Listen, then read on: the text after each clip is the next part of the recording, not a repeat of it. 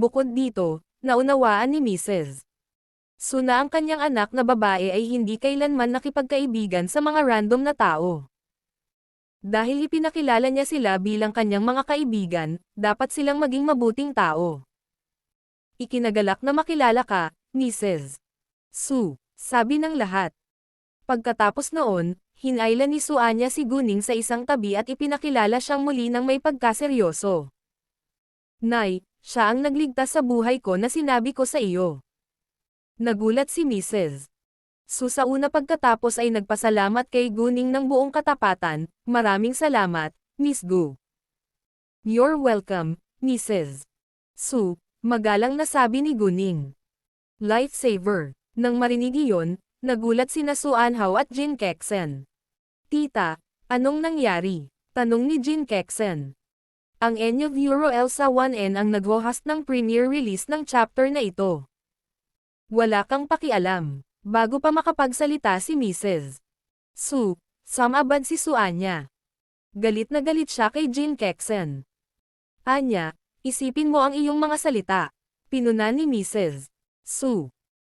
Alam niya na hindi kailanman nagustuhan ni Suanya si Jin Kexen, ngunit sila ay magpinsan, at hindi nararapat para kay Suanya na maging sobrang bastos kay Jin Kexen sa harap mismo ng iba. Tita, kasalanan ko po, sabi ni Jin Kexen at umaktong parang nabuli siya. Si Jin Kexen ay nagseselos kay Suanya at galit na galit din sa kanya. Ngunit ang pamilya ni Suanya ay napakayaman at ang Jin family ay talagang kailangang ayusin ang isang magandang relasyon sa pamilyang Su. Sa pagkakataong iyon, hindi nang ahas si Jin Kexen na makipagtalo kay Suanya ng harapan. Sa halip, siya ay maglalaro ng inosente at gagamit ng maraming pandaraya para bitag si Suanya. Maraming beses nang binatikos ng mga magulang ni Suanya si Suanya dahil doon. Nang makita si Suanya na pinapuna ng kanyang ina, mas gamaan ang pakiramdam ni Jin Kexen. Sa kabaligtaran, habang pinapanood ang mapagkunwari na ekspresyon ni Jin Kexen, talagang naiinis si Suanya, ngunit hindi siya umimik, kung sakaling madamay ang kanyang mga kaibigan sa gulo na ito. Tara upo tayo sa loob. Sabi ni Suanya kay Guning at hindi pinansin si Jin Kexen. Mga ad ng pub future. Oh, tama. Pumasok ka na at umupo ka please. Sabi ni Mrs. Umupo na ang grupo nila. Ang sabi ni Mrs. Su sa mga domestic servant na maghain sa kanila ng mga prutas at tasa ng tsaa at nag-uusap sila habang kumakain ng mga dessert. Si Mrs. Su ay hindi nagpakita ng anumang paghamak dahil sila ang nakababatang henerasyon. Sa halip, siya ay medyo madaldal at magiliw. Tatanungin ni Mrs. Su si Guning tungkol sa kanyang mga libangan, pag-aaral at iba pa, ngunit hindi nagtanong tungkol sa background ng kanyang pamilya. Pagkalipas ng ilang minuto, dumating sina Chu Peihan, Haoran at ang iba pa, at pumunta si Suanya para salubungin sila. Lahat sila ay mula sa mga pamilyang napakayaman, kaya nakilala na ni Haoran, Chin Zixen at Anyi si Mrs. Su dati. Nagulat si Mrs. Su na kaibigan din sila ni Suanya. Si Suanya ay nanatiling mababang profile sa lahat ng oras. At hindi gustong makipagkaibigan sa mga nakababatang henerasyon mula sa mga pamilyang napakayaman, dahil inisip niya na sila ay palaging mayabang at hindi madali. Hi, Mrs. Su, magalang na sabi ni na Haoran, Anyi, at Chin Zixen. Hi, maligayang pagdating at pumasok ka. Inanyayahan sila ni Mrs. Su na umupo kasama niya. Hindi nagtagal, pumasok ang ama ni Suanya na si Susan Hao. May kasama siyang isa pang middle-aged na lalaki. Gayunpaman, sa sandaling lumitaw si Susan Hao sa paningin ni Guning, nagulat si Guning, dahil mukhang napakaputla ni Susan Hao at ang kanyang noo ay lumitaw na madilim na itim. Malinaw, si Susan Hao ay naapektuhan niin. May intensyon si Guning na iligtas siya, ngunit hindi kaagad. Bukod dito, hindi niya ililigtas ang mga tao nang walang dahilan. Malaki ang impluwensya ng pamilyang Su sa CTF, kaya pipiliin niya ang tamang oras para tulungan siya.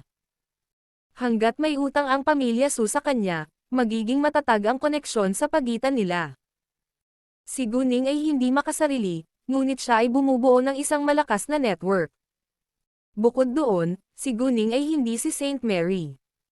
Tutulungan niya ang mga tao dahil sa kabaitan, ngunit sasamantalahin din niya ang pagkakataong mapakinabangan ang kanyang mga benepisyo. Tatay, agad na tumakbo si Suanya sa kanyang ama at hinawakan ang kanyang braso. Dad, halika dito at ipapakilala ko sa iyo ang mga kaibigan ko.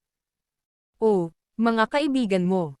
Nagulat si Susan Hao sa katotohanan na si Suanya ay may mga kaibigan at handang anyayahan sila na bisitahin siya sa kanyang tahanan. Lumapit si Susan Hao, at agad na tumayo si Guning at ang iba pa. Ikinagagalak na makilala ka, Mr. Su. Hi, Tio Su. Mas casual na binati siya ni Haoran at ng mga pamilyar kay Susan Hao. Uncle, Dad, tawag ni Jin Kexen sa kanila. Ang nasa katanghaliang gulang na lalaki na kasama ni Susan Hao ay ang ama ni Jin Kexen. Kumusta, Tio Su at Tio Jin, sabi ni Suan Hao nang may paggalang. O nandito na kayong lahat. Napangiti si Susan Hao nang makita niya sina Haoran, Anyi, at Chin Zixen. Ipinakilala muli ni Suanya si Guning at ang iba pa sa kanyang ama. Tay, si Guning ang lifesaver na sinabi ko sa iyo. Nang marinig na si Guning ay tagapagligtas ng buhay ni Suanya, si Susan Hao ay agad na nagpasalamat kay Guning ng buong katapatan. Miss Gu, maraming salamat sa pagligtas sa aking anak.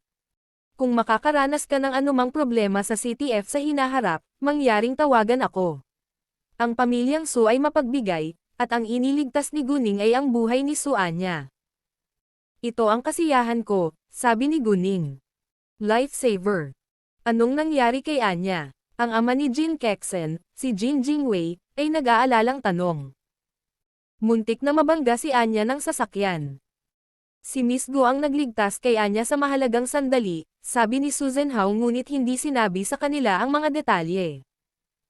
Matapos mangyari ang aksidente, nakaganti ang pamilya Su sa mga pamilya ni Gao Yuchen at Wu Xinyo. Kung hindi dahil sa katotohanan ang nakababatang henerasyon, sa halip na kanilang mga magulang, ang nagkamali, si Susan Hao ay pinatalsik na sana ang dalawang pamilya.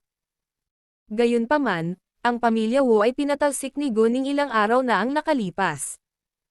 Ang ama ni Wu Lianchin ay si Wu Lianchin.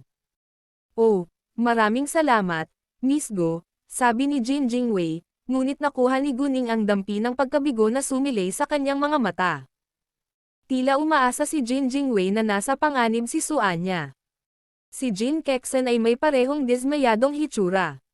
Gusto rin niyang mabangga si Suanya ng sasakyan. Tahimik na ngumisi si Guning. Parang tatay, parang anak na babae. Parehong umaasa sina Jin Jingwei at Jin Kexen na si Suanya, ang partikular na pamilyang Su, ay magkakaroon ng problema. Halatang-halata na ang pamilya Jin ay may pagkana laban sa pamilyang Su. Hindi na kita guguluhin pa, kailangan kong pag-usapan ang isang bagay kay Jinwei sa pag-aaral, sabi ni Susan Hao at umakyat sa hagdan kasama si Jin Jingwei.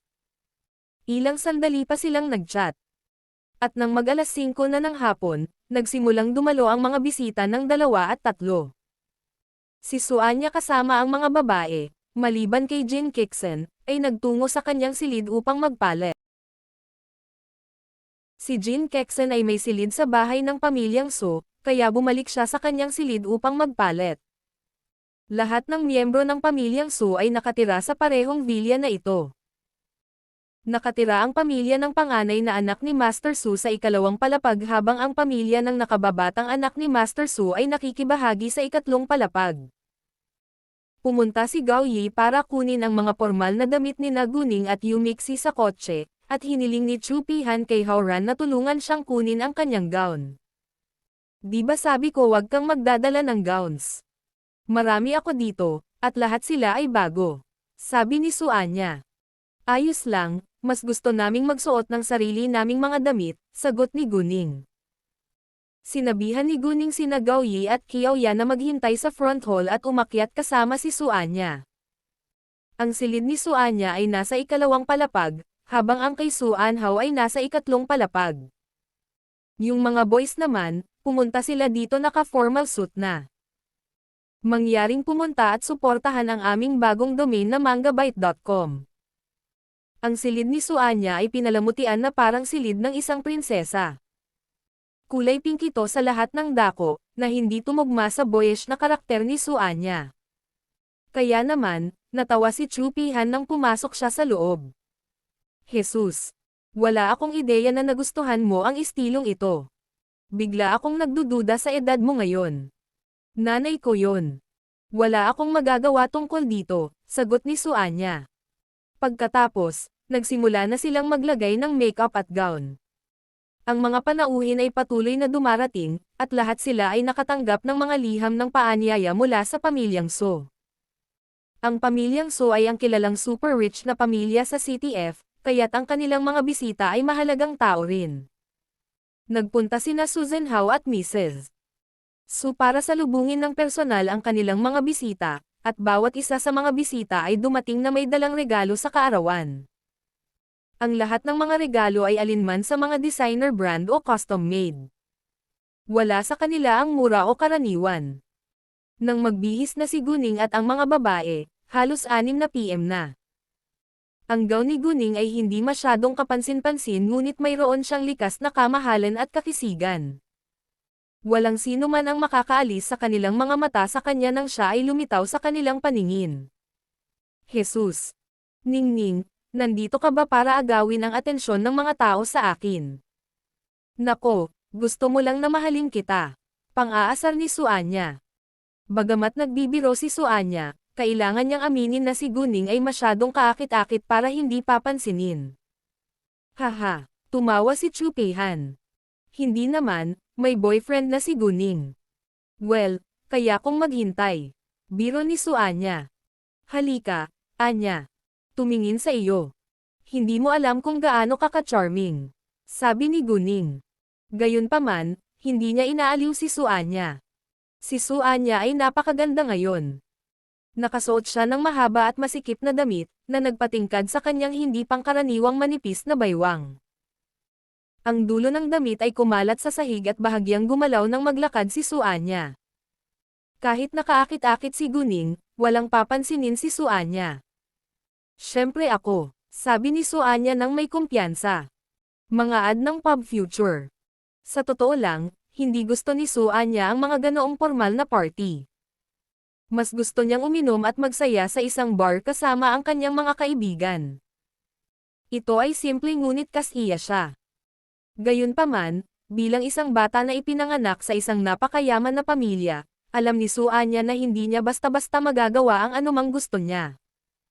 Birthday party niya ngayon, pero mas parang sosyal na party para sa mga celebrity. Walang importanteng figure ang mag-abala na dumalo sa kanyang birthday party. Ang lahat ng mga dumalo ay pumunta dito upang bumuo o pagandahin ang kanilang network. Right at that moment, may kumatok sa pinto. Anya, magsisimula na ang party. Handa ka na ba? Tanong ni Suanhao. Oo, lalabas na kami. Sabi ni Suanya at nag-walk out kasama ang ibang mga babae.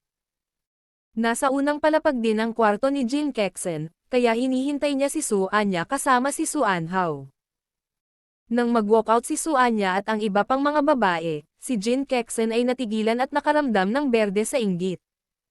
Si Jin Kexen ay maganda rin. Nakasuot siya ng mid-length na damit na maraming maliliit na perlas bilang palamuti at nakaban ang kanyang buhok. Ang isang pares ng kristal na high heels ay nagpaganda sa kanyang mahaba. Slim na guya, ngunit nang tumayo siya kasama si Suanya at ang iba pang mga babae, tila hindi siya gaanong napapansin, at nagalit siya tungkol doon. Maliban doon, hindi banggitin si Suanya, ang ibang mga babae ay napakarilag din. Si Guning ay matikas, si Chu Pihan ay sexy habang si Yu Mixi ay puno ng enerhiya. Tara na, sabi ni Suanya, at ginabayan ang iba pang mga babae, na naglalakad pababa. Si Jin Kexen ang naiwan mag-isa. Nang ang isang grupo ng mga bata at magagandang babae ay bumaba sa hagdan, lahat ng tao sa bulwagan ay natigilan. Lahat sila ay tumingin sa itaas upang pahalagahan ang magagandang tanawin. At bagamat nakakuha ng maraming atensyon si Guning, si Suanya pa rin ang nakatutok. Maraming mayayamang tagapagmana ng ikalawang henerasyon ang bumaling din sa mga tao sa kanilang paligid na humihingi ng pagkakakilanlan ni Guning at ng iba pang mga babae. Lahat sila ay kaibigan ni Anya. Ingat kayo sa ugali nyo guys. Nagbabala si Susan Howe. Ang mga babaeng iyon ay lahat ng mabuting kaibigan ng kanyang anak, lalo na si Guning, kaya hindi niya pinapayagan ang mga playboy na iyon na inisin nila. Nang marinig ang babala ni Susan Howe, maraming mayayamang tagapagmana ng ikalawang henerasyon ang nagsara ng kanilang mga bibig, ngunit ang ilan sa kanila ay hindi tumutol. Oh, hindi ba si Guning iyon? Nakilala ng ina ni Howran si Guning dahil si Guning ay nakasuot ng parehong gown. Ito ay, gulat na sabi ni Mrs. Lu. Maliban kay Ginang Howe at Ginang Lu, marami pang mga panauhin na dumalo sa birthday party ni Master Chin noon ay nakakilala rin kay Guning. Si Yuan Jizong ay nakatayo mismo sa gilid ni Susan Howe. Siya na, nagulat din siya. WHO, si Susan Howe ay nalilitong tumingin kay Yuan Jizong. Guning, sabi ni Yuan Jizong. Nagulat si Susan Howe. Kilala mo ba si Guning? Sina Susan Howe at Yuan Jizong ay nag-aral sa parehong high school, at malapit silang magkaibigan. Higit sa lahat, ang nakamit nila ngayon ay nakasalalay sa kanilang pamilya, at ang kanilang suporta sa isa't isa ay kailangan din. Dahil sa kanilang malapit na relasyon, napagkamalan pa nga sila ng iba na mag-asawang bakla. Siya ang babaeng nagligtas sa buhay ko, sabi ni Yuan Jizong. Ano? Nang marinig iyon, nagulat si Susan Howe. Sinabi sa kanya ni Yuan Jizong ang bigat ng sitwasyon. Kung hindi pa sumugod ang dalaga para iligtas siya, nasaksak na sana ang kutsilyo sa kanyang dibdib. Dahil nagawang iligtas ni Guning ang isang tao sa ganoong delikadong sitwasyon, nakakagulat na maliksi siya. Iniisip ang pag-atake, pabayaan si Yuan Jizong, maging si Susan Howe ay nakaramdam ng takot. Papasok na sana si Su Anya sa front hall. Pinigil ni Susan Howe ang kanyang pagkamangha kay Guning at naglakad papunta sa gilid ni Su Anya. Humarap siya sa crowd at ngumiti. Maraming salamat sa pagdalo sa birthday party ni Anya. Mangyaring magsaya sa iyong sarili. Lahat ay bumati at nag-toast sa ika-18 kaarawan ni Su Anya na may champagne. Ilang sandali matapos pumasok si Guning at ang iba pang mga babae sa front hall, si Su Anya ay hinayla ni Mrs. Su para makipag-chat sa kanilang mga bisita. Si Howran at ang iba pa ay dumating upang magtipon kasama ang mga babae. Naglakad si Yuan Jizong kay Guning at sinabing, "Hi, Guning, ikinagagalak kitang makitang muli." Si Yuan Jizong ay hindi nagpakita ng anumang kawalang galang dahil si Guning ay mas bata sa kanya. Siya ang kanyang lifesaver kung tutuusin. "Hi," ngumiti si Guning. Mga ad ng Pub Future. Nakita ng maraming tao sa paligid nila si Yuan Jizong na binabati si Guning sa sarili niyang inisyatiba, at nagulat silang lahat. Ang mga mayayamang playboy na gustong kunin si Guning at ang iba pang mga babae ay tumigil kaagad sa kanilang mga hakbang. "Hi, Mr. Yuan." Binati din ng mga kaibigan ni Guning si Yuan Jizong. Alam nilang lahat ang ginawa ni Guning, kaya hindi na sila nagulat na dumating si Yuan Jizong upang batiin si Guning. Tumango si Yuan Jizong sa kanila bilang tugon at sinabing, "Well, hindi na kita guguluhin pa, kaya pupunta ako doon para makipag-usap sa mga kaibigan ko." Sa katunayan, sinadya ni Yuan Jizong na lumakad papunta kay Guning at binati siya, dahil napansin niya na may ilang mayayamang playboy ang pinupuntirya si Guning at ang iba pang mga babae. Ginawa niya iyon para babalaan silang lumayo. "Haha, girl go, masaya akong makita kang muli." Naglakad papunta sa kanila sina Gu Changjiang at Qin Haosheng pagkaalis ni Yuan Jizong. "Kumusta, Master Gu, Master Qin?" Ngumiti si Guning. Medyo nahiya si Qin Haosheng nang makita si Guning. "Girl Gu, sorry sa ginawa ni Yiking sa iyo. Mangyaring tanggapin ang aking paghingi ng tawad." "Anong nangyari?" Naguguluhan si Gu Changjiang. Alam niya na si Qin Yiking ay hindi isang mabait na babae. At si Qin Haosheng ay humingi ng tawad kay Guning dahil sa kanya, kaya naisip ni Gu Changjiang na malamang nainis ni Qin Yiking si Guning. Pakiusap, huwag pansinin ito, Master Qin. Nagkaroon lang ng hindi pagkakaunawaan. Nakalimutan ko na, sabi ni Guning. Kung hindi niya sana tinulungan si Qin Yiking sa shopping mall noong isang araw. Salamat, sabi ni Qin Haosheng. Kung tutuusin, kasalanan ni Qin Yiking. Hindi ito malaking bagay, sabi ni Guning. Ibinuka ni Qin Haosheng ang kanyang bibig na may gustong sabihin ngunit hindi niya ito sinabi sa huli. Well, magkita na lang tayo. Pagkatapos nito, umalis sina Qin Haosheng at Gu Changjiang. Sinadya ni Qin Haosheng na pag-usapan si Qin Yifan dahil wala siya sa mabuting kalagayan dahil kay Guning. Gayunpaman, dahil tinanggihan na siya ni Guning, hindi nararapat para kay Qin Haosheng na banggitin itong muli. Nako, hindi ko alam na kaibigan ka pala ni Miss Su. Naglakad si An Chen papunta sa kanila habang hawak ang braso ni Le Zhengguo. Kumusta, An Chen at Mr. Le? Ngumiti si Guning. Ha, mukhang mayroon kang isang hindi kapani-paniwalang network. Nagtaas ng kilay si An Chen at nang-aasar. Well, wala lang. Nawala ko pa sa bilang kung gaano karaming mahalagang figure ang kilala ko, biro ni Guning. Oh, sabihin mo pa sa akin ang tungkol dyan, sabi ni An Chen. Natakot si Susan Hao na si Guning at ang iba pang mga babae ay hindi mapalagay sa ganoong formal na sitwasyon, kaya paminsan-minsan ay sumulyap siya sa kanila. Gayunpaman, nang makita niyang maraming respetadong tao ang pumunta para batiin si Guning, nagulat siya. Hindi pa niya narinig ang isang maimpluwensyang Gu family sa CTG, kaya ipinagpalagay niya na si Guning ay dapat isang babae mula sa isang ordinaryong pamilya.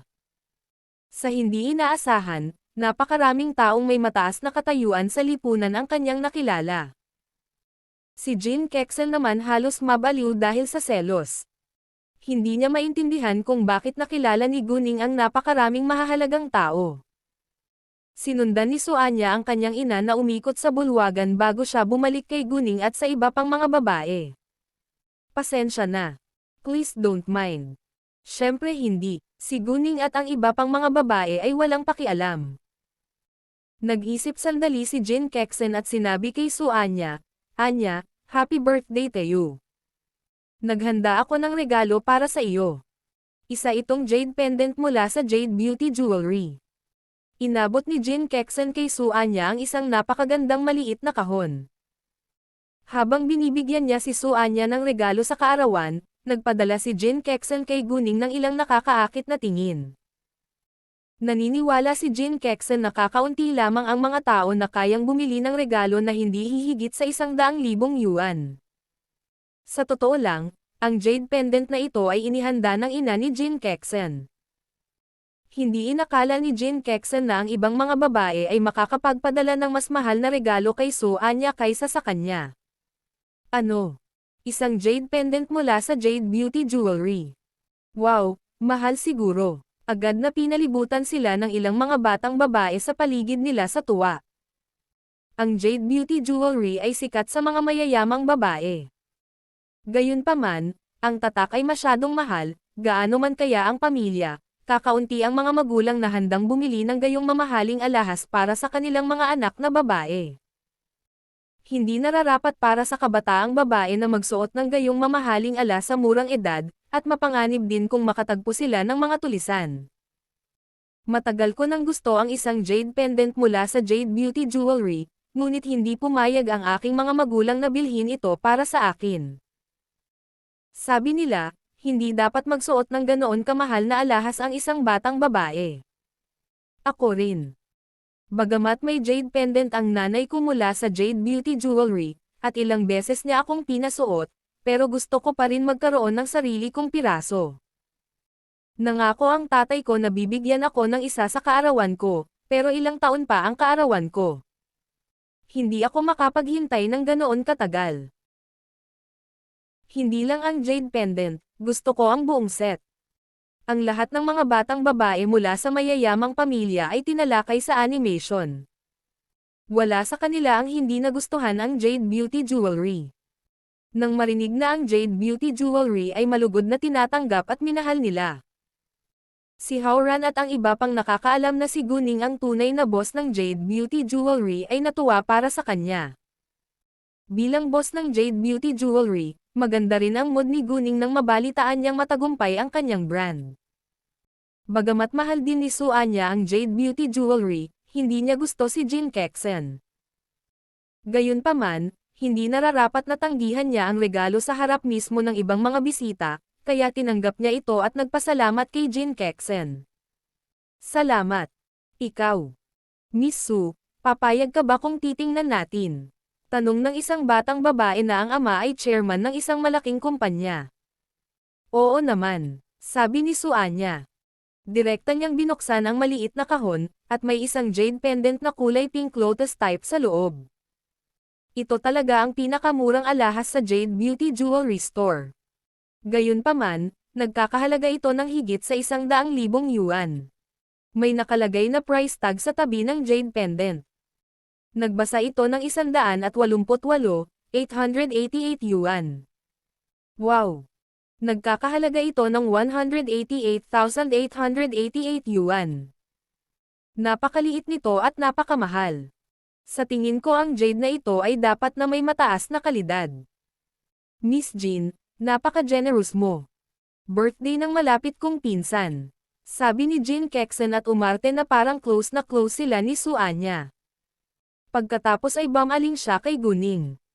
Well, Miss Go, curious ako kung anong klaseng birthday gift ang inihanda mo para kay Anya. Ikaw ang matalik na kaibigan ni Anya. Kaya iniisip ko na ang iyong regalo ay dapat na mas mahal kaysa sa akin, hindi ba? Nang marinig iyon, hindi nasisiyahan sina Suanya, Howran, at iba pang mga kaibigan ni Guning. Bagamat hindi mali ang sinabi ni Jin Kexen, medyo nakakapang-akit ang kanyang ugali. Kung hindi makapagbigay si Guning ng regalo na mas mahal kaysa sa kanya, nakakahiya. Alam ng lahat ng mga kaibigan ni Guning na ang Red Along inihanda ni Guning para kay Suanya ay mas maganda kaysa kay Jin Kexen, ngunit nagalit sila sa kawalang kabaitan ni Jin Kexen. Jin Kexen, anong ibig mong sabihin sa pagsasabi niyan?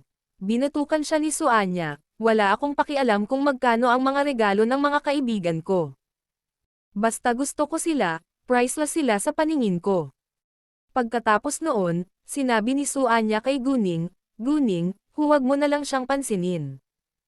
Ayos lang. Bagamat hindi nasisiyahan si Guning, naunawaan niya na hindi ito ang tamang oras para makipagtalo kay Jin Kexen sa birthday party ni Suanya.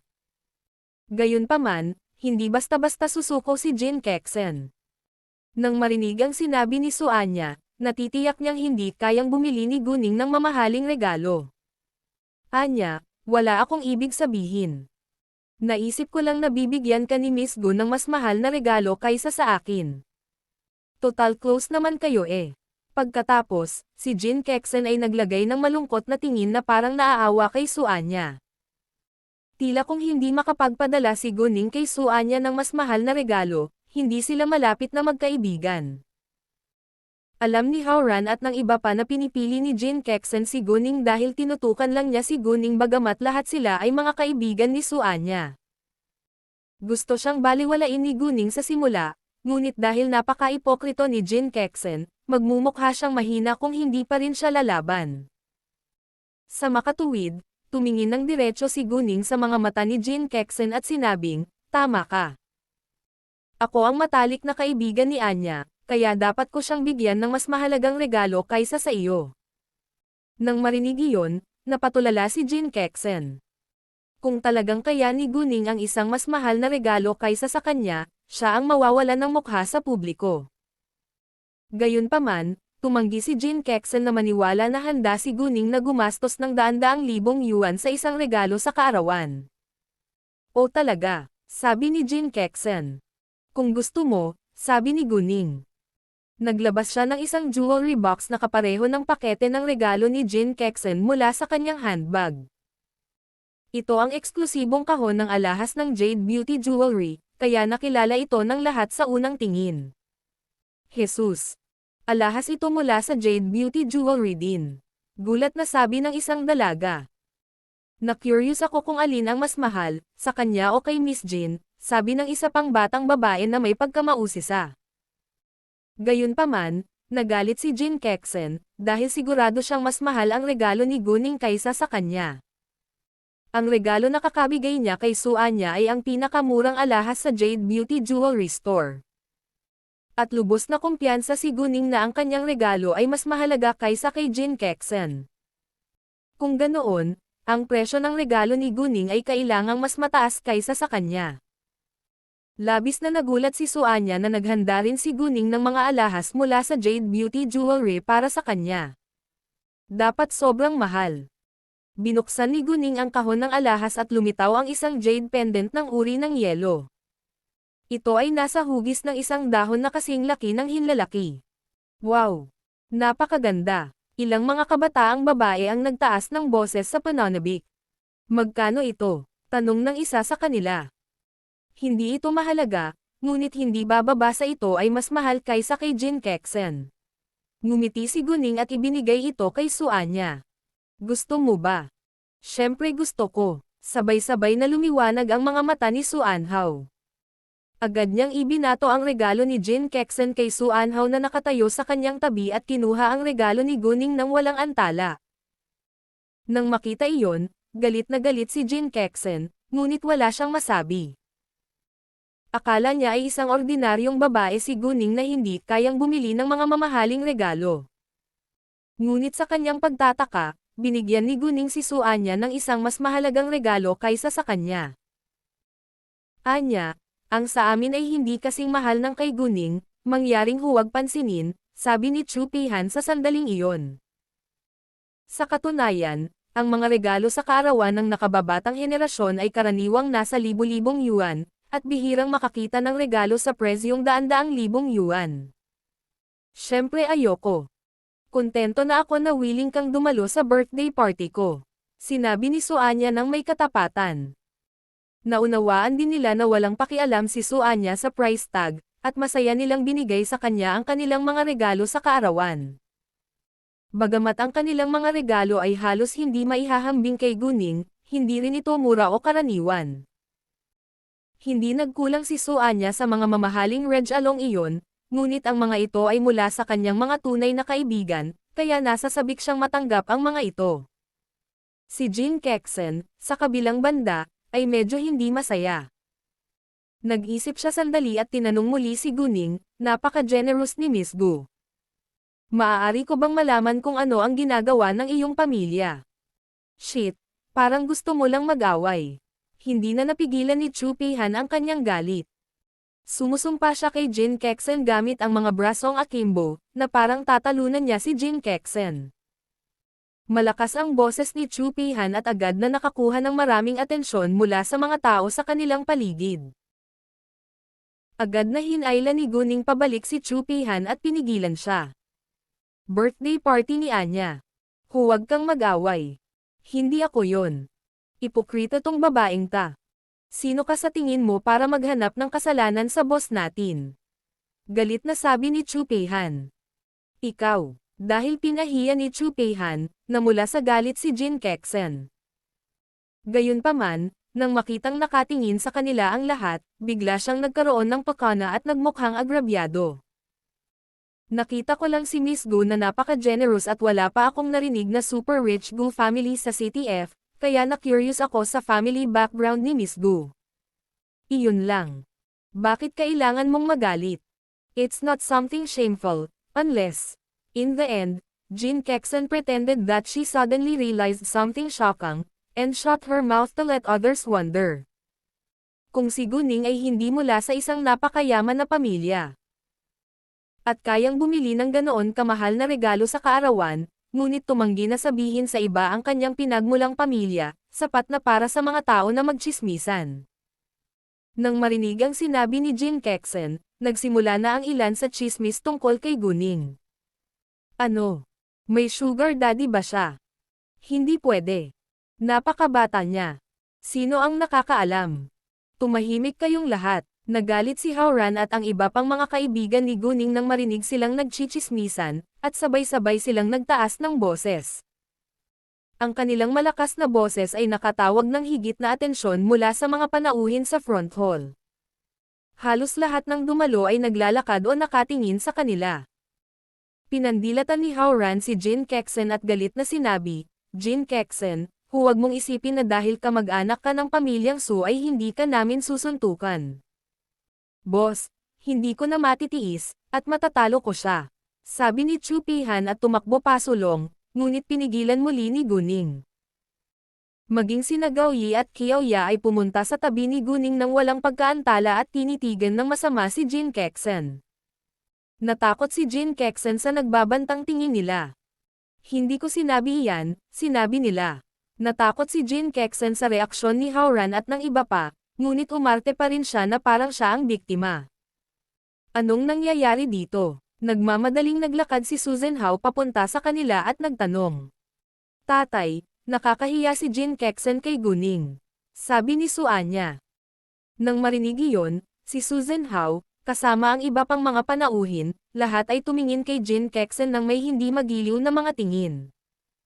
"Hindi ako," napatulala si Jin Kexen sa matalim na tingin ni Susan Hao.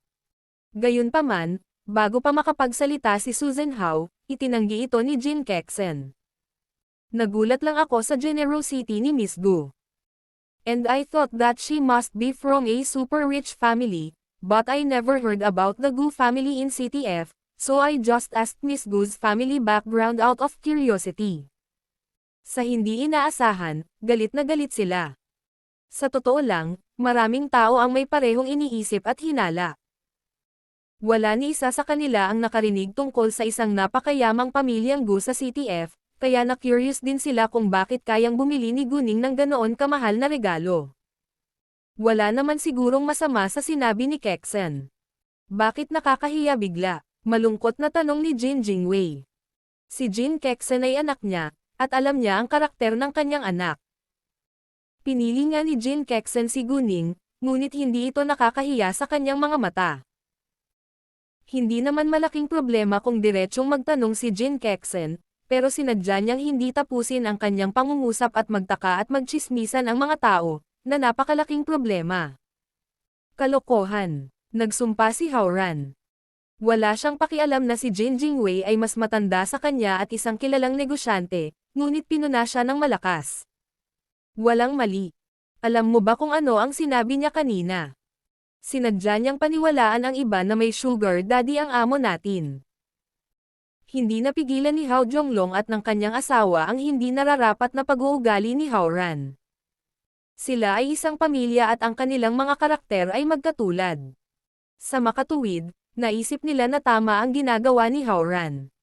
"Ikaw." Galit si Jin Jingwei sa pagpapahiya ng isang batang lalaki, ngunit hindi siya makasagot.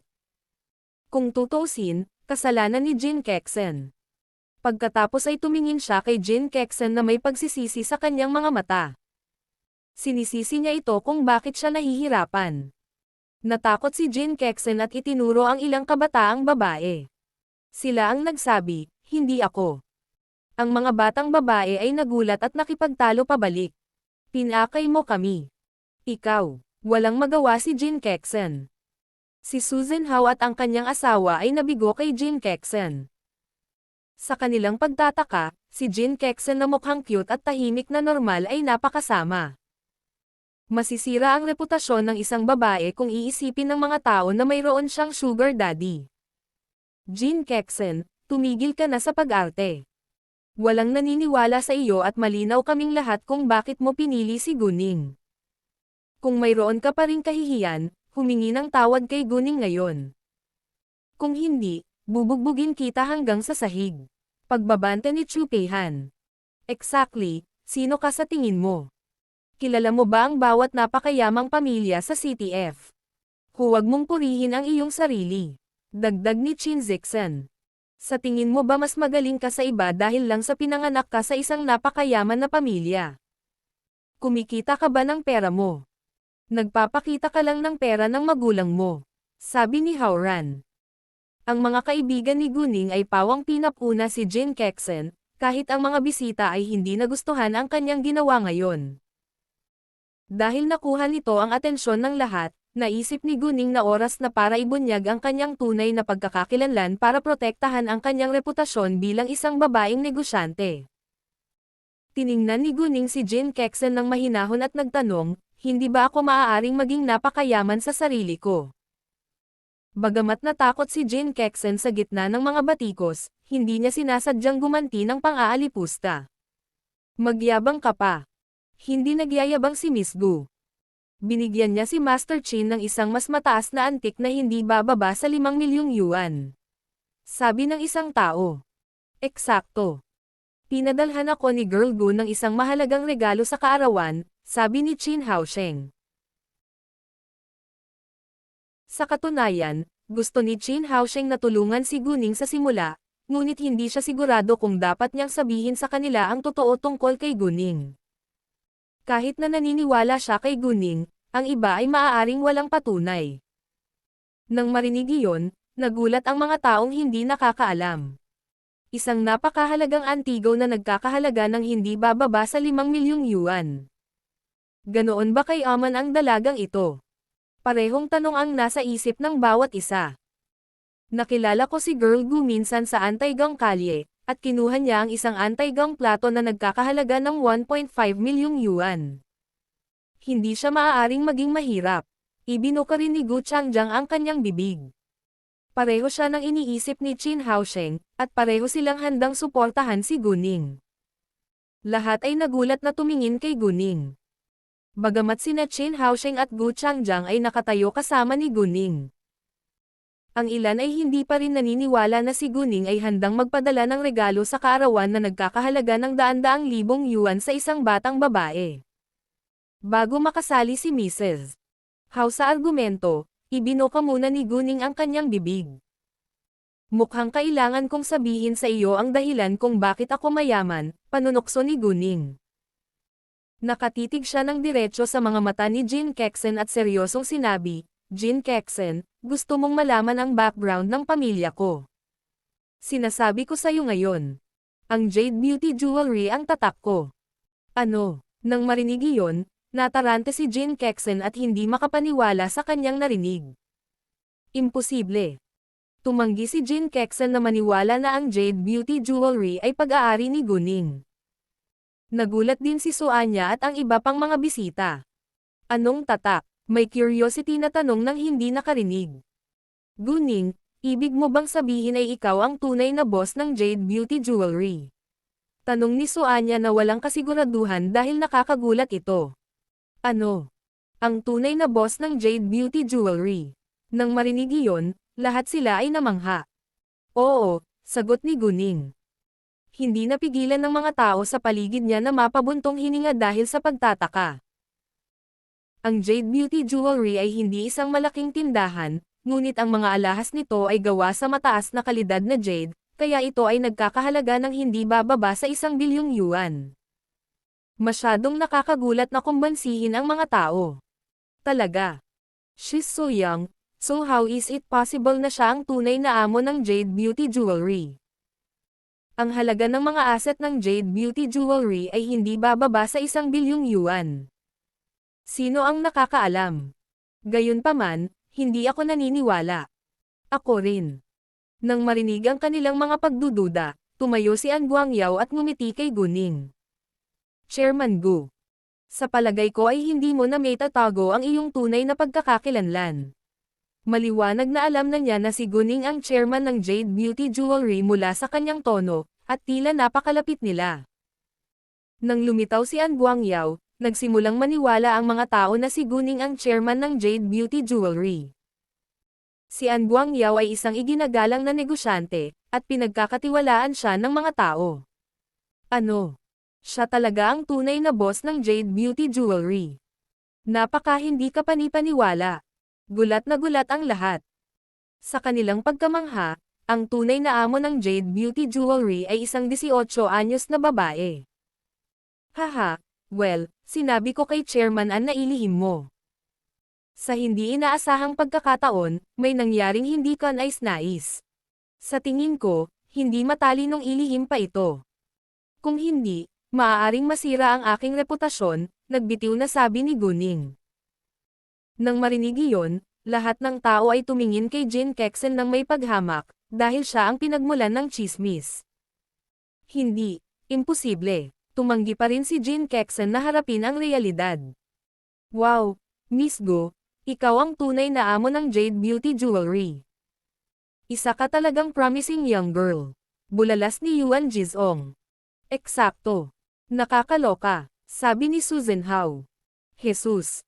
Guning, napakagaling mo. Si Suanya, syempre, ay naniwala kay Guning at mas nabigla siya ngayon. Guning, matagal mo nang itinago. Inikat ni Anchen ang kanyang mga mata sa gulat. Hindi nakakagulat na handa ang iyong ina na gumamit ng mga jade pendants mula sa Jade Beauty Jewelry bilang mga premyo para sa taunang kaganapan sa kanyang beauty salon. Gulat na sabi ni Mrs. How? Pagkarinig ng salita, beauty salon, naunawaan nila na ang pamilya ni Guning ay mayroon ding beauty salon. Gayunpaman, hindi na nakakagulat ngayon na nalaman na nila na si Guning ang chairman ng Jade Beauty Jewelry. Gaano man kalaki ang beauty salon, hindi ito may kukumpara sa isang tindahan ng alahas. Oo, kung hindi ako gumamit ng gayong mamahaling alahas bilang premyo sa isang maliit na kaganapan sa negosyo. Sabi ni Guning. Pagkatapos, lahat ng mga tao sa paligid ni Guning ay pumunta sa harapan para makipagkamay sa kanya. Ang Jade Beauty Jewelry ay isang bagong gawang brand, ngunit napakapopular na nito sa loob ng maikling panahon, na nagpatunay sa pambihirang kakayahan ni Guning sa negosyo. Bukod dito, hinangaan nila ang katotohanan na ang tagapagtatag ng tatak ay 18 taong gulang pa lamang. Ang batang babae na ito ay magiging matagumpay sa hinaharap. Talagang humanga ang mga tao matapos marinig na nagmamay-ari si Guning ng isang tindahan ng alahas. Kung nalaman nilang marami pang kumikitang kumpanya sa ilalim ng pangalan ni Guning, mas magugulat sila. Bagamat ang halaga ng mga ari-arian ng mga kumpanya ni Guning ay bilyon-bilyong yuan lamang sa ngayon. Sa katunayan ay mayroon siyang mas maraming kayamanan kaysa doon, dahil marami siyang hindi pinutol na jade na hilaw na materyales na lahat din ng malaking halaga.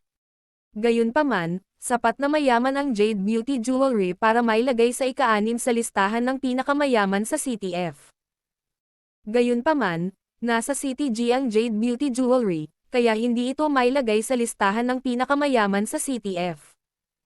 Gayunpaman, iginagalang pa rin ng mga tao si Guning. Gayunpaman, hindi iyon pinansin ni Guning. Ang kanyang layunin ay ang kabisera. Itatayo niya ang kanyang business empire at doon din siya maghihiganti.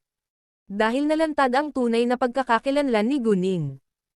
Maraming mayayamang babae ang nagtanong sa kanya kung magbubukas ba siya ng branch sa CTF para hindi na nila kailangang lumipad hanggang sa CTG. Siyempre gagawin iyon ni Guning, ngunit hindi sa ngayon. Dahil abala siya sa kanyang negosyo sa kabisera. Gayunpaman, siya ay titira sa isang sangay sa CTF ngayong taon.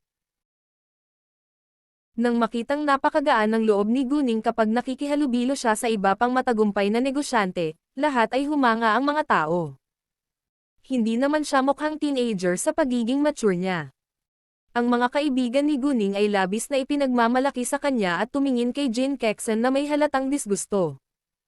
Maasim na sinabi ni Chu Peihan, "So, ano ang nararamdaman mo ngayon? Huwag na huwag mong isipin na kaya mo kaming dayin, at halos hindi ka maihahambing sa aming amo.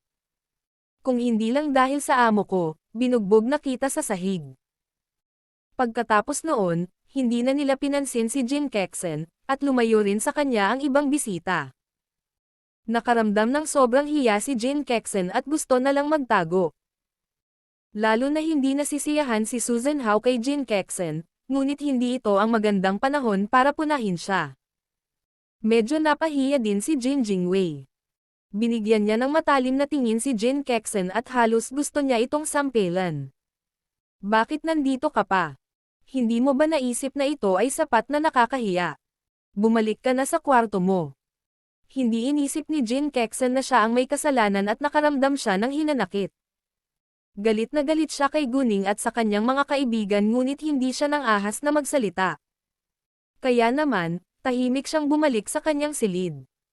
Nagpatuloy ang party, ngunit pinalitan ni Guning si Su Anya at naging focus. Walang pakialam si Su Anya, gayon din ang kanyang pamilya. Palagi kong nararamdaman na ang aming boss ay mas kahanga-hanga kaysa sa iniisip namin, seryosong sabi ni Howran. Ako rin. Bagamat hindi ka panipaniwala, ganoon din ang nararamdaman ko, sabi ni Chin Zixen. Bakit hindi natin siya tanungin? Nagmungkahi si Chu Peihan. Kaya natin. Gayunpaman, kung ang boss ay hindi gustong sabihin sa amin, hindi namin siya mapipilit, dahil tiyak na ginagawa niya ito para sa isang dahilan, sabi ni Moke. Sumang-ayon ang lahat. Bagamat interesado sila, hindi nila pipilitin si Guning na sabihin sa kanila ang lahat. Hindi na iwang mag-isa si Guning hanggang sa nakipag-socialize siya sa iba't ibang socialite sa mahabang panahon. Agad na lumapit sa kanya si Howran at ang iba pa at nagtanong, Boss, mayroon ka bang mas maraming kumpanya kaysa sa Jade Beauty Jewelry? Oo, pero hindi ko masabi sa iyo ngayon. Malalaman mo ang tungkol dito sa tamang oras, sagot ni Guning.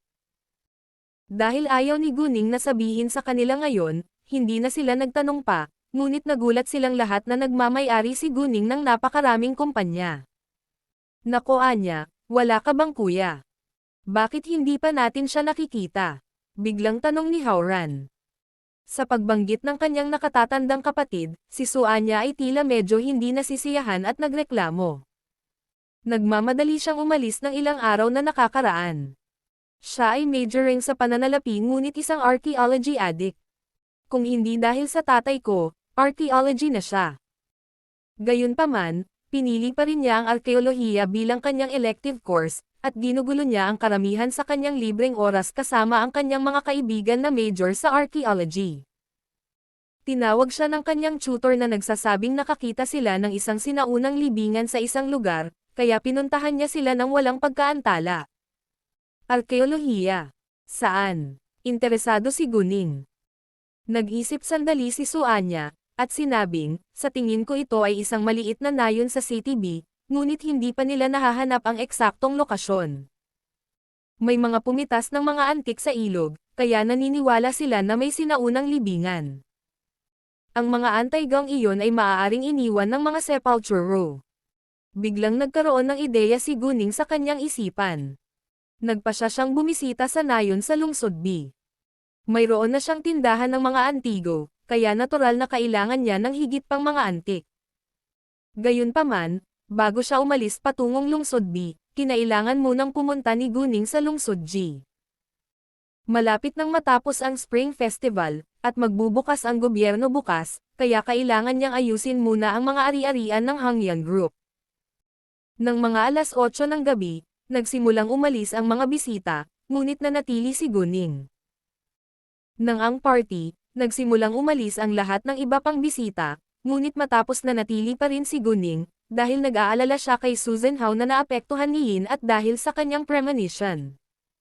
Bagamat lahat ay mukhang maayos na ngayon, hindi siya nakakaramdam ng pahinga. Oh, please wait here. May ibibigay ako sa iyo, sabi ni Su Anya at tumalikod para tumakbo sa itaas.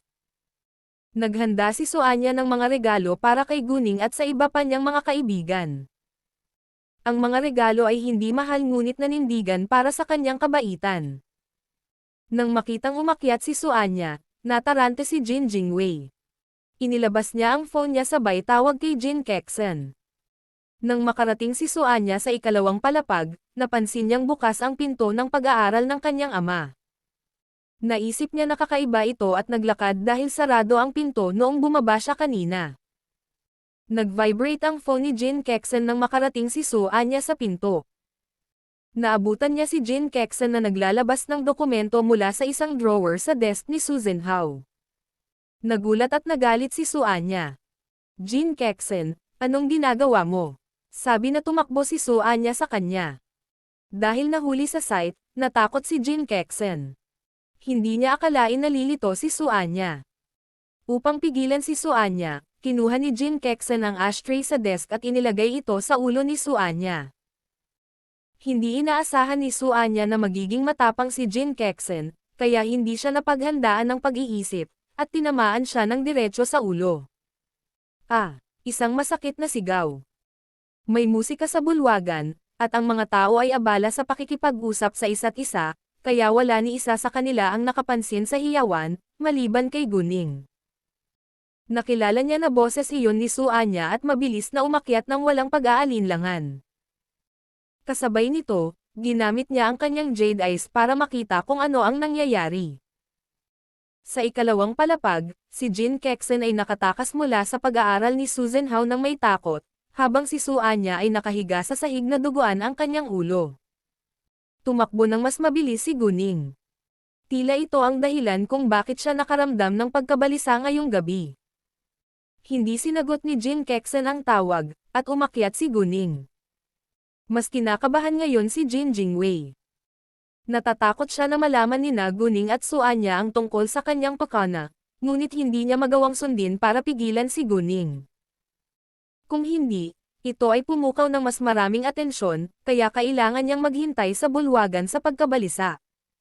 Anong ginagawa ni boss? Tanong ni Howran na may pagdududa. Susunod ba tayo? Sabi ni Chu Peihan. Bahay ni Anya, at hindi tayo basta-basta makakalakad. Hahapinin yata ni boss si Anya. Maghintay tayo dito, sabi ni Moke. Napagtanto ni Gao Yi at Qiao Ya na may mali sa mukha ni Guning. Gayunpaman, nang walang utos ni Guning, maaari lamang silang manatili sa bulwagan. Napansin ng ibang mga bisita si Guning na nagmamadaling naglalakad papunta sa ikalawang palapag, ngunit naniniwala silang lahat na sinabihan siya ni Su Anya na umakyat sa itaas. Sa sandaling nasa ikalawang palapag si Guning, nabangga niya si Jin Kexen. Bago pa makapag-react si Jin Kexen, sinipa siya ni Guning sa kanyang tiyan. Napasigaw si Jin Kexen sa sakit at nontog sa pader bago siya dumausdes sa lupa. Pagkatapos nito, agad na pumasok si Guning sa pag-aaral upang tingnan ang kalagayan ni Su Anya. Nawalan na ng malay si Su Anya, kaya ginamit ni Guning ang kanyang magic power para pigilan ang pagdurugo ng kanyang sugat. Naunawaan ni Jin Kexen na masasangkot ang kanyang pamilya kapag nalaman ng iba na nasugatan niya si Su Anya at palihim na dumausdad sa pag-aaral ni Susan Hao. Sa makatuwid, nagpasya siyang gawin si Guning bilang kanyang scapegoat. Tiniis ni Jin Kexen ang matinding sakit at gumapang sa hagdan. Tulong! Pinatay ni Guning si Anya. Tulong! Ang lahat ng mga tao sa bulwagan ay biglang tumigil sa pag-uusap, tumingin sa ikalawang palapag na may takot. Pinatay ni Guning si Su Anya. Walang naniwala, at si Jin Jingwei lang ang nakakaalam ng nangyari. Halatang nalantad si Jin Kexen at inatake si Su Anya. Ano ang sinabi mo? Nagulat si Susan Hao. Jin Kexen, nababaliw ka na ba? Galit na galit si Howran. Hindi siya pinansin ni Jin Kexen at idinagdag, pinatay ni Guning si Anya, at nasugatan ako. Napakaraming dugo sa sahig. Ginawa ng kabanatang ito ang unang paglitaw nito sa pamamagitan ng N0V3 Pound 1N. Sa pagkakataong iyon ay namutla ang mukha ni Jin Kexen at tinakpan niya ang tiyan sa sakit. Mukhang nasaktan talaga siya. Hindi mahalaga kung nagsasabi ng totoo si Jin Kexen, ang mga magulang ni Su Anya ay sabay-sabay na tumakbo sa itaas, na sinundan ng maraming tao. Hindi naniwala sina Howran at iba pang mga kaibigan ni Guning kasama sina Gao Yi at Qiao Ya, ngunit kailangan nilang umakyat sa itaas at suriin ang kanilang mga sarili. Nang ang isang grupo ng mga tao ay sumugod sa pag-aaral, si Guning ay nakatayo sa harap ng mesa, habang si Su Anya ay nakahiga sa pool ng dugo sa sahig. Wala pa rin siyang malay at malamang na mamatay. Maraming tao ang natulala sa eksena, at halos mapalugmok sa takot si Mrs. Su Anya. Gumising ka, Anya. Lumuhad si Mrs. Su sa tabi ni Su Anya at umiyak. Agad na tumawag ng ambulansya si Susan Hao bago siya tumingin kay Guning. Miss Gu, anong nangyayari dito? Medyo malamig ang boses ni Susan Hao. Bagamat hindi siya naniniwala na pinatay ni Guning ang kanyang anak, hindi may kakailan na si Guning ay nasa lugar ng krimen kung saan inatake si Su Anya. Narinig ko ang paghihirap na sigaw ni Anya, kaya tumakbo ako sa itaas. Pagdating ko dito, nataman na si Anya at nakahiga dito. Malubhang nasugatan ang kanyang ulo, mahinang sagot ni Guning. Kahit na sinabi niya iyon, maliban sa mga kaibigan ni Guning, walang lubos na nagtiwala sa kanyang paliwanag. Huwag ka nang umarte. Nakita kong itinapon mo ang ashtray sa ulo ni Anya. Natuklasan kita, kaya sinipa mo ako sa tiyan ko. Gumanti at nagsisinungaling si Jin Kexen. Si Jin Kexen ay nakakaramdam ng matinding takot dahil ang kasinungalingan ay kasinungalingan. Gayunpaman, alam din niya na kung mabaygo siyang gawing scapegoat si Guning, siya ang mapapahamak. Sa pagkakataong iyon, kailangan niyang pilitin ang sarili na magsinungaling. Damn you! Hinding-hindi sasaktan ng boss namin si Anya. Galit na sabi ni Howran. Eksakto, hindi sasaktan ng boss natin si Anya. Nag-echo si Chin Zixen at ang iba pa. Sabi ni Miss Go, narinig niya ang masakit na sigaw ni Anya at umakyat siya sa itaas. Bakit walang nakarinig sa atin? Nakipagtalo si Jin Jingwei. Kahit sinisi niya si Jin Kexen dahil sinira niya ito, kailangan niya itong protektahan ngayon. Nang marinig iyon, maraming tao ang sumang-ayon. Wala silang narinig na kakaiba. Dahil mayroon akong talamak na pandinig, mahinahong sabi ni Guning gaya ng dati. Bueno, iyon ang sinasabi mo, ngunit walang naniniwala dito, sabi ni Jin Jingwei. Eksakto, ang ilan ay sumang-ayon kay Jin Jingwei. Malamig na tumingin si Guning sa mga tao at sinabing, Bueno, bakit pinipili ninyo lahat na paniwalaan ang mga salita ni Jin Kexen kaysa sa akin? Kung sasabihin ko sa iyo na si Jin Kexen ang umatake kay Anya at nahuli ko sa site, kaya sinipa ko siya, maniniwala ka ba? Nang marinig iyon, lahat ay napatitig kay Jin Kexen. Ang ilan ay naniwala, habang ang ilan ay hindi. Medyo natarante si Jin Kexen at sinubukan niyang ipagtanggol ang sarili. Baliw ka. Ako ang malapit na pinsan ni Anya, at hindi ko siya sasaktan. Eksakto. Si Jin Kexen ang nakatatandang pinsan ni Su Anya, kaya pinili ng mga tao na paniwalaan siya. Para naman kay Guning. Kahit na malapit na siya sa kaibigan ni Su Anya. Isa siyang tagalabas kung tutuusin, ngunit hindi pa rin nila naiintindihan kung bakit sasalakayin ni Guning si Su Anya, lalo na sa bahay ng pamilyang So. Naniniwala ako sa boss ko. Ikaw ang umatake kay Anya. Sabi ni Howran kay Jin Kexen. Kaibigan ka ni Guning, kaya syempre, susuportahan mo siya, ganti ni Jin Kexen. Jin Kexen, how dare you do this? Ipinapangako ko sa iyo na babayaran kita balang araw. Itinuro ni Chu Pihan si Jin Kexen na may pananakot. Wala siyang pakialam na maraming importanteng opisyal dito. Nang marinig ang pagbabalita ni Chu Pihan, napapansin ang noo ni Yuan Jizong. Obviously, hindi niya gusto ang ugali ni Chu Pihan pero wala siyang sinabi. Si Susan Hao ang kanyang matalik na kaibigan, at si Guning ang kanyang tagapagligtas. Kung talagang inatake ni Jin Kexen si Su Anya ngunit ginawa niyang scapegoat si Guning, tiyak na parurusahan niya si Jin Kexen. Bagamat naniwala siya kay Guning, wala pang matibay na patunay.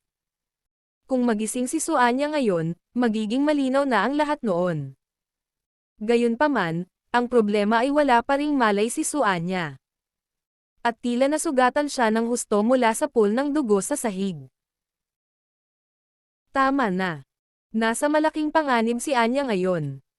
Hindi ka ba maaaring tumigil sa pagtatalo? Kahit sinong umatake kay Anya, magbabayad siya. Galit na sigaw ni Mrs. Maaaring mamatay si Su Anya, ngunit abala sila sa pagtatanggol sa kanilang sarili. Nang marinig iyon, nabalisa sina Jin Jingwei at Jin Kexen. Pareho silang umaasa na hindi na muling gising si Su Anya para maging ligtas sila.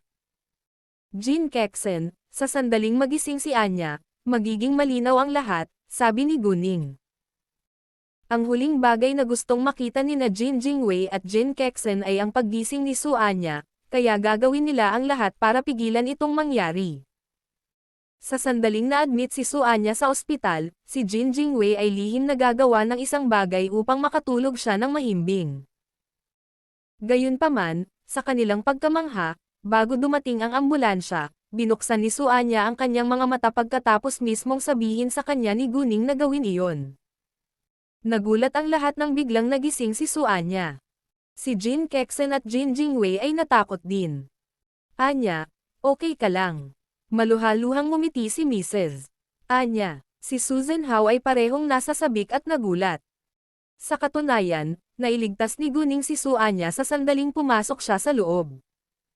At sinabi niya kay Su Anya na nagpanggap na walang malay para matrap si Jin Kexen. Si Jin Kexen ang umatake sa akin.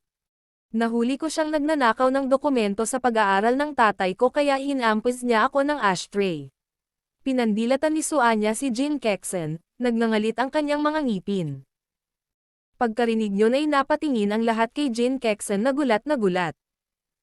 Sinubukan ni Jin Kexen na magnakaw ng dokumento mula sa pag-aaral ni Susan Hao, ngunit nahuli siya ni Su Anya, kaya hinampis niya si Su Anya ng ashtray. Nang marinig na binanggit ni Su Anya ang isang dokumento, agad na tumakbo si Susan Hao sa kanyang mesa at hinanap ito. Si Mrs. Su, sa kabilang banda, ay sinampal sa mukha ni Jin Kexen at tinanong siya, Jin Kexen, paano mo magagawa iyon? Tinakpan ni Jin Kexen ang nasaktang pisngi, ngunit hindi alam kung paano sasagutin. Nagising na si Su Anya, at wala siyang dahilan para ipagtanggol ang sarili. Hindi rin naglakas loob si Jin Jingwei na tulungan si Jin Kexen, dahil nasa malaking problema din siya. Jin Kexen, naglakas loob kang suruan si Guning, kaya susuntukan kita sa sahig. Tumakbo si Chu Pihan kay Jin Kexen at walang pag-aalinlangan itong sinuntok. Natama na naman si Jin Kexen at napasigaw sa sakit.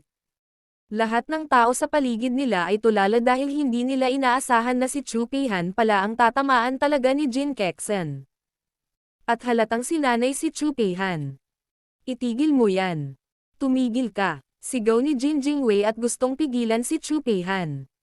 Gayunpaman, si Haoran at ang iba pang mga lalaki ay nauna at nahuli si Jin Jingwei.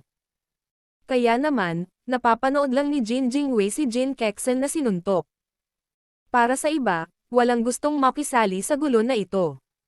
Sige, tumigil ka na, sabi ni Yuan Jizong, ngunit hindi masyadong seryoso, dahil ginawa niya ito ng mababaw dahil sa kanyang pagkakakilanlan. Inatake ni Jin Kexen ang anak ng kanyang matalik na kaibigan at siniraan ang kanyang tagapagligtas. Si Yuan Jizong ay isang matuwid na opisyal, ngunit hindi mahina. Lalaban din siya kung may manggahas na saktan ang mga taong pinapahalagahan niya. Hindi masyadong natalo ni Chu Pihan si Jin Kexen, dahil hindi ito kayang tiisin ni Jin Kexen. Kahit nagalit si Chu Pihan, alam niya kung kailan siya titigil. Kung namatay si Jin Kexen, hindi niya kakayanin ang resulta. Anyway, si Jin Kexen ay tiyak na masentensyahan ng kulungan. Si Susan Hao ay nawalan ng isang dokumento na medyo mahalaga. Ito ay isang malambot na dokumento para sa isang tourist scenic area. Ang dahilan kung bakit madalas siyang binisita ni Jin Jingwei nitong mga nakaraang araw ay dahil sinubukan niyang makakuha ng bahagi ng pagnakawan. Gayunpaman, tinanggihan siya ni Susan Hao, dahil hindi lang si Susan Hao ang namamahala sa proyekto at hindi siya makakagawa ng mga desisyon ng mag-isa. Mga ad ng Pub Future. Dahil sa nangyari, inisip ni Susan Hao kung ano ang nangyayari ngayon. Sinabi ni Jin Jingwei kay Jin Kexen na dumausdad sa kanyang pag-aaral kapag wala siya para nakawin ang tender document para makuha ni Jin Jingwei ang proyekto. Nagalit si Susan Hao na saktan ni Jin Jingwei ang kanyang pamilya para sa pera. Dahil walang pakialam si Jin Jingwei sa kanila, hindi na sila ituring ni Susan Hao bilang kanyang pamilya. Nasaan ang dokumento? Tinanong ni Susan Hao si Jin Kexen na binugbog sa lupa. Masyadong masakit para kay Jin Kexen na magbitaw ng salita ngayon, kaya hindi niya sinagot ang tanong. Nako, nasa ilalim ng sofa. Nang sipin ko siya, nahulog ang dokumento doon, sabi ni Guning. Nang marinig iyon, sabay na naglakad si Susan Hao sa sofa. Lumuhad siya at hinanap ang dokumento. May dokumento talaga sa ilalim ng sofa. Gumaan ang loob ni Susan Hao nang masigurado niyang ito nga ang hinahanap niya. Pagkatapos, binigyan ni Su Zhenhao ng malamig na tingin si Jin Jingwei. Hindi niya ito direktang sinabi kay Jin Jingwei, kundi ang mga tao sa harap niya. Mula ngayon, ako, si Su Zhenhao, ay mag-aalis ng anumang pamumuhunan at pakikipagtulungan sa Jinhua Group. At sino mang patuloy na nagtatrabaho sa Jinhua Group ay pinuputol ang mga koneksyon sa negosyo sa aming pamilyang Su. Zhenhao. Nagpanik si Jin Jingwei at sinubukang pigilan si Su Zhenhao. Ang pamilyang Jin ay umasa sa pamilyang Su upang patakbuhin ang negosyo nito. Kung bawiin ni Su Zhenhao ang lahat ng kanyang mga pamumuhunan at pakikipagtulungan, ang pamilyang Jin ay halos hindi mabubuhay. Bukod dito, nagbanta rin si Su Zhenhao sa iba pang malalaking kumpanya na huwag makipagtulungan sa kanya. Kung ganoon, malapit nang malugi ang negosyo ng pamilya Jin. Huwag mong tawagin ang pangalan ko. As of this minute, hindi ka na pamilya ko. At ang pamilya Jin ay pinagbawalan na pumasok sa bahay na ito. Malamig na sabi ni Su Zhenhao. Pagkatapos ay idinagdag niya, haharapin ng pulisya si Jin Kexen. Ibinuka ni Jin Jingwei ang kanyang bibig ngunit hindi alam kung ano ang sasabihin. Huli na para magsisi. Oh, Guning, ano ang gamot na ibinigay mo sa akin? Huminto ako sa pagdurugo sa loob ng ilang segundo at hindi na kumikirot ang sugat ko, curious na tanong ni Su Anya. Nang magising si Su Anya, binigyan siya ni Guning ng isang espesyal na gamot, na nagpatigil sa kanyang sugat sa pagdurugo at pananakit. Nang marinig iyon, nagulat ang lahat. Si Guning ay talagang isang batang babae na puno ng mga sorpresa.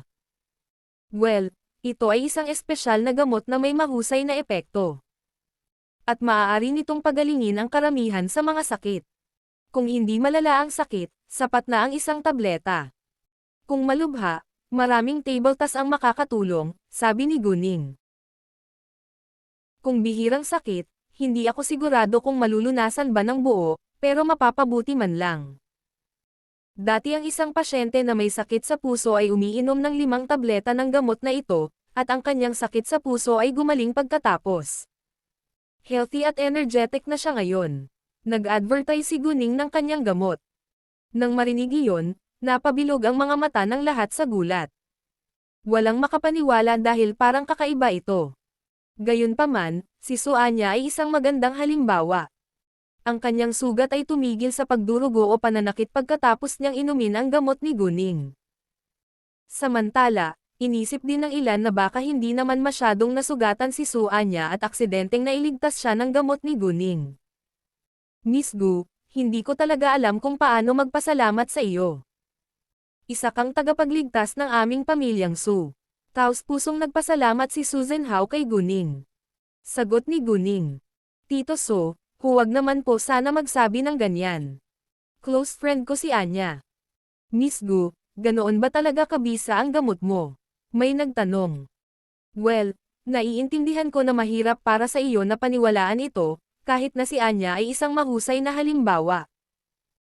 Gayunpaman, hindi ka man o hindi, ang espesyal na gamot na ito ay hindi maniwala ng malaking halaga, kaya depende sa akin kung gusto kong ito, pagmamalaki ni Guning. Wala siyang pakialam kung pinagkakatiwalaan siya ng mga tao. Sa halip, niya na ang mga tao ay sabik na bilhin ito kapag alam nila ang tungkol sa mga epekto nito. Miss Gu, mabisa ba ang gamot mo laban sa muscular dystrophy? May pag-asa na tanong ng isang medyo may edad na.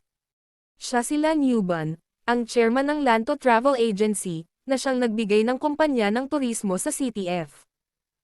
Bagamat wala si Lan Yuban sa listahan ng mayaman, ang kanyang kumpanya ay may daan-daang milyong yuan sa mga asset. Ang anak ni Lan Yuban ay naapektuhan ng isang pambihirang sakit 4 na taon na nakakaraan, at ang mga kalamnan ng kanyang kanang guya ay humihina sa paglipas ng panahon. Hindi siya makalakad at nakaupo sa wheelchair buong araw. Bagamat marami nang nabuo ang medikal na agham, mahirap pa ring pagalingin ang mga bihirang sakit. Kung naniniwala ka sa akin, oo maaari, sabi ni Guning. Bueno, maaari ka bang magbenta ng ilan sa akin? Natuwa si Lan Yuban. Handa siyang magtiwala kay Guning, at samantalahin ang bawat pagkakataon para pagalingin ang kanyang anak. Oo naman, Ngunit hindi ako sigurado na handa kang bayaran ang halaga nito, sabi ni Guning. Siyempre payag ako, walang pag-aalinlangan na sabi ni Lan Yuban. Hanggat mapapagaling ng gamot ang kanyang anak, handa siyang magbayad ng malaking halaga para dito. Hindi ka man lang nag-abalang tanungin ang presyo nito. Ang pasyente ay dapat na napakahalaga sa iyo. Pinahahalagahan ko ang iyong pagkabukas palad, at hindi rin ako masama.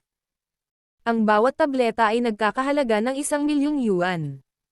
Huwag mag-alala, kung ang gamot ay hindi 80% epektibo, hindi mo kailangang magbayad ng 1 sentimo.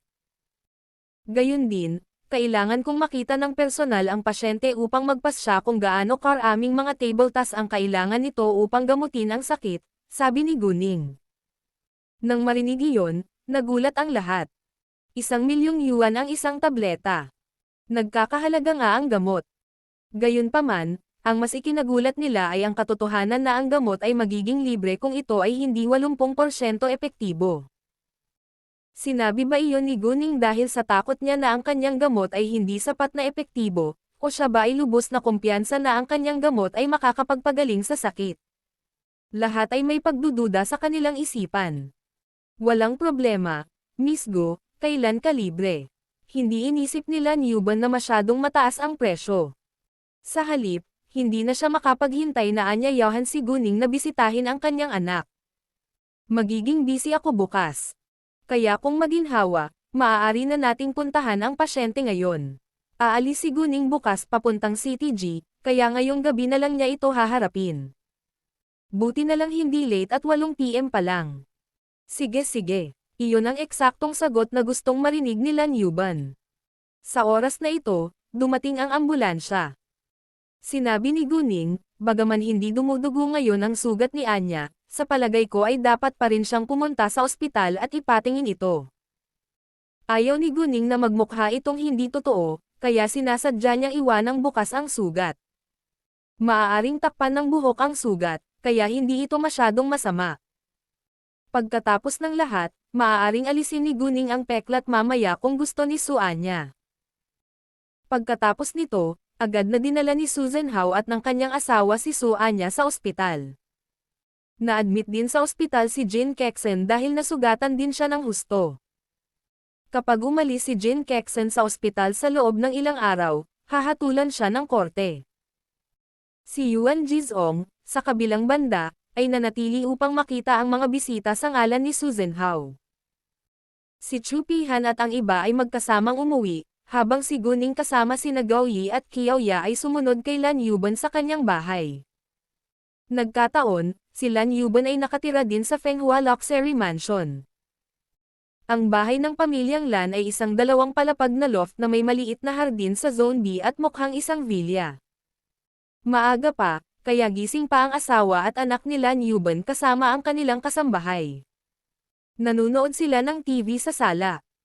Nang makita si Lan Yuban na naglalakad sa loob kasama ang ilang estranghero, hindi na nagtanong pa si Mrs. Lan ngunit sinabihan ang kasambahay na magbuhos ng mga tasa ng tsaa. Jayuan, ito si Miss Gu. Siya ay may isang espesyal na gamot na maaaring gamutin ang karamihan sa mga sakit. Malubhang nasugatan ang ulo ni Miss Su ngayon. Ngunit ang kanyang sugat ay tumigil sa pagdurugo at pananakit pagkatapos uminom ng gamot ni Miss Gu, kaya iniimbitahan ko si Miss Gu na makita si Tianhua, sabi ni Lan Yuban sa kanyang asawa. Si Tianhua ay anak ni Lan Yuban, si Lan Tianhua. Sabay-sabay na nagningning ang mga mata ni Mrs. Lan. Talaga. Pakiusap makita ko muna ang kanyang guya. Hindi gustong mangako ni Guning ngayon, dahil malalaman nila ang mga epekto sa lalong madaling panahon. Oo naman, sabi ni Mrs. Lan. Agad niyang tinulungan si Lan Tianhua na igulong ang pantalon sa kanyang tuhod. Nang makitang napakabata pa ni Guning, nag-alinlangan si Mrs. Lan. Gayunpaman, siya ay may parehong damdamin tulad ni Lan Yuban. Hanggat ito ay masama, hindi siya papayag na palampasin ang anumang pagkakataon na pagalingin ang kanyang anak. At sinabi rin ni Lan Yuban na pinagaling ni Miss Go ang sugat ni Miss Su, kaya pinili niyang maniwala kay Guning. Si Lan Tianhua, syempre, ay sabik na maging malusog muli. Ang mga kalamnan ng kanyang guya ay napakahina na ang kanyang guya ay naiwan na lamang ng buto. Lumakad pasulong si Guning at kinurot ang kanyang guya, ngunit walang pakiramdam si Lan Tianhua. Miss Gu, kumusta? Maaari ba itong gamutin? Kinabahan si Lan Yuban. Oo, ngunit kailangan ng 3 tableta, sabi ni Guning.